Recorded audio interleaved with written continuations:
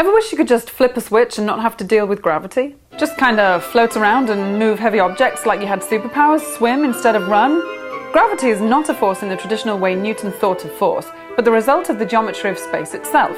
Accordingly, if general relativity is accepted, antigravity would be unlikely or impossible. Antigravity here in the Earth's atmosphere can be simulated artificially. Countering a force with an opposing force like helium inside a lovely red balloon is also an anti-example of anti-gravity. Instead, anti-gravity requires that the fundamental causes of the force of gravity be made either not present or not applicable to the place or object through some kind of technological intervention.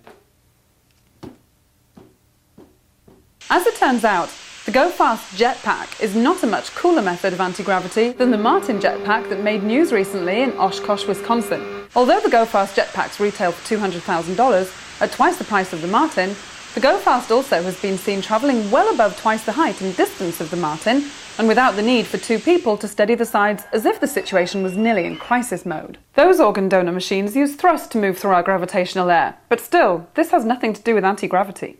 The anti-gravity lifter has received attention from NASA to Honda to even the Mythbusters.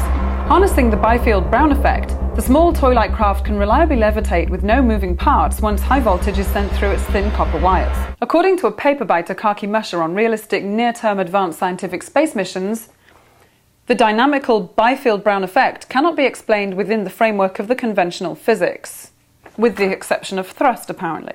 Hacker Gary McKinnon, who was arrested by the UK's National High-Tech Crime Unit in 2002, says he found documents in secret compartments of the government revealing the use of reverse-engineered anti-gravity.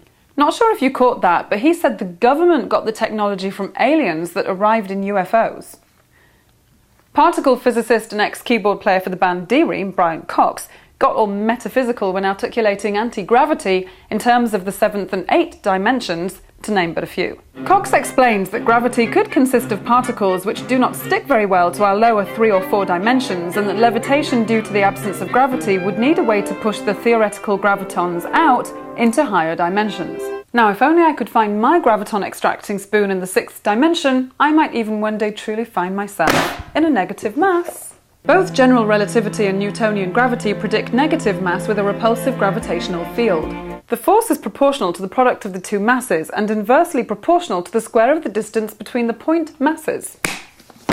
But particle physics, which best describes all presently known forms of matter, does not permit negative mass. To put it more bluntly, when asked if anti-gravity is possible, Dr. Sten Odenwald from NASA asked around and found that no one really thinks so. While cool in theory, anti-gravity remains to be seen.